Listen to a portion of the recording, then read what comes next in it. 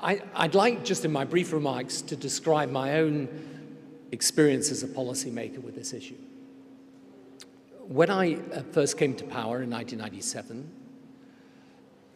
one of our first acts was to sign the Kyoto Protocol, which is the world's first climate change treaty.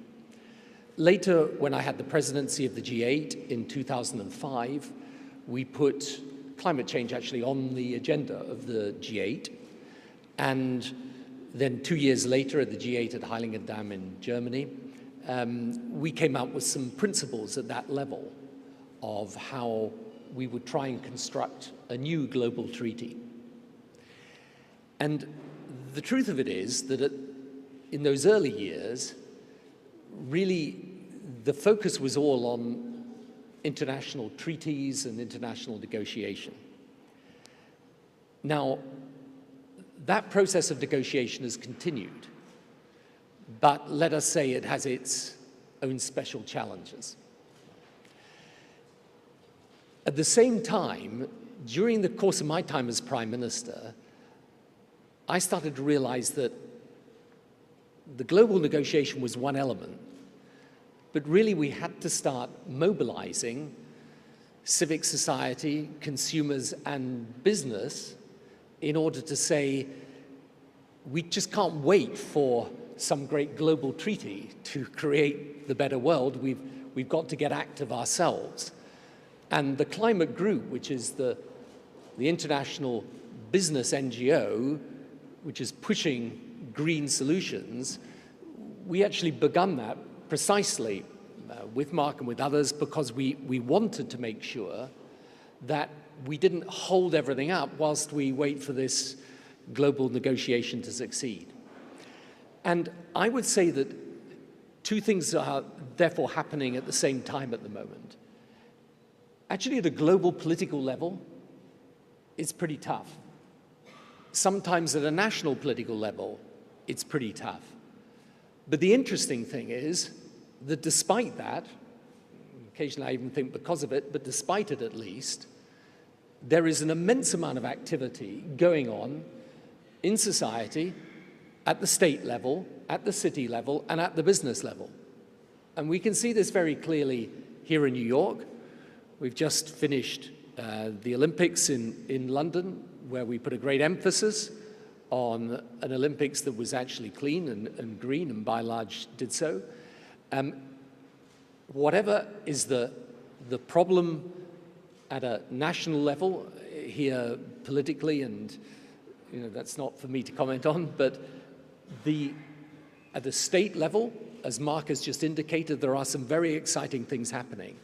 And perhaps as important as anything else, what is very clear is, one, that business is actually changing the way it works, and doing so not always because it's directed to by government, but because it actually believes it's right to do so.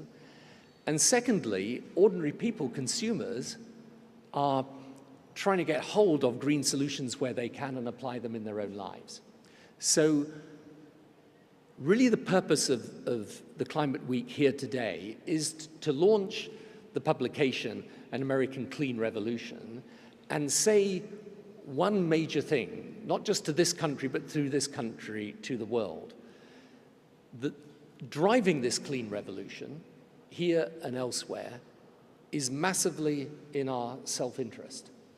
It's in our self-interest because of the changes to our climate that are happening and will intensify and get worse if we do not act, and because also there are very good reasons of energy diversity and security of supply, and of cost even, for taking these solutions and embracing them. And the more that we do so, the more we drive efficiency and value through those solutions and multiply the possibilities associated with it. So I would say, certainly over in Europe, there is now a huge appetite amongst ordinary consumers for solutions that can allow them not just to feel a sense of responsibility, but often to save money in things like energy efficiency, and to be part of a change in the way society consumes. And here also, as the Clean Revolution indicates as a publication, there's potentially enormous benefits in the development of technology, in jobs, in industry, and in security of energy supply. So this is the purpose of the Climate Week, is just once again to try and bring everyone together, to keep this item high on the agenda, and to give people a renewed sense of hope and optimism that we will in the end resolve it.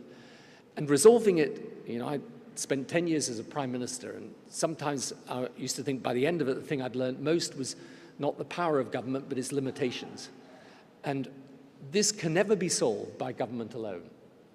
And it may well be that in the end, it is through a bottom-up revolution that eventually carries governments and the global negotiating machinery with it. It may be that in the end sparks the biggest amount of momentum and change.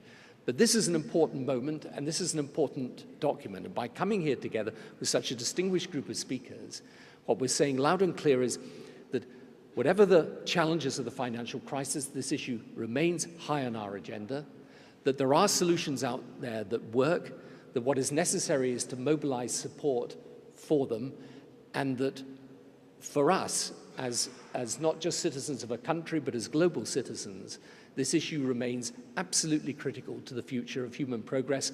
We won't let it drop. We will continue agitating for the solutions that are there and can be developed. And in doing so, I think we will achieve something very important, not just for our generation, but for future generations too. Thank you very much.